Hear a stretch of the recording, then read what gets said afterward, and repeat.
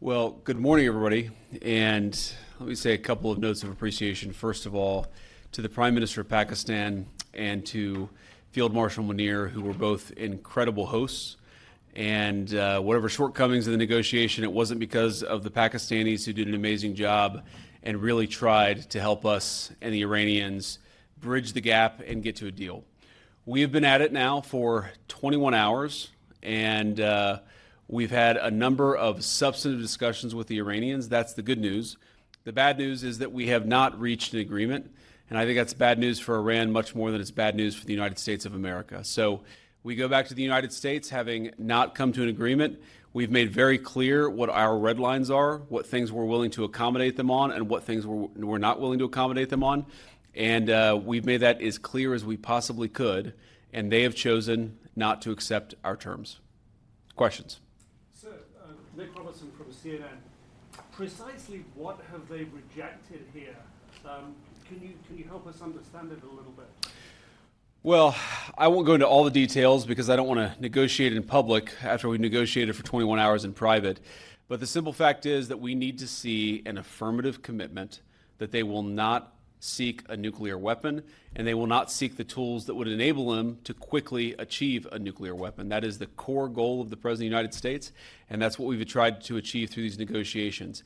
Again, their nuclear program, such as it is, the enrichment facilities that they had before, they've been destroyed. But the simple question is, do we see a fundamental commitment of will for the Iranians not to develop a nuclear weapon, not just now, not just 2 years from now, but for the long term? We haven't seen that yet. We hope that we will.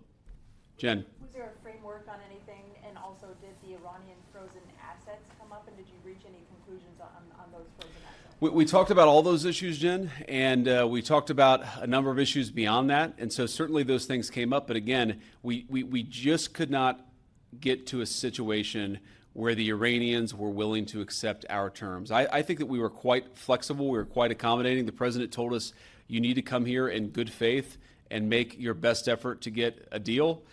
We did that. And unfortunately, we weren't able to make any headway. Preston. Mr. Vice President, how often did you communicate with President Trump throughout the negotiations? There were reports that there were multiple rounds, where there were breaks in between negotiations. How often did you communicate with the president throughout those rounds, and what was he saying as you were going through these negotiations that you said fell short? Yeah, obviously we were talking to the president consistently. I don't know how many times we talked to him, a half dozen times, a dozen times over the past 21 hours. We obviously also talked to Admiral Cooper, to Pete, to Marco, to the entire national security team. We talked to Scott Bessent a number of times. So look, we were constantly in communication with the team because we were negotiating in good faith. And we leave here with a very simple proposal, a method of understanding that is our final and best offer. We'll see if the Iranians accept it. Thank you. Jelajahi cara baru mendapatkan informasi. Download MetroTV Extend sekarang.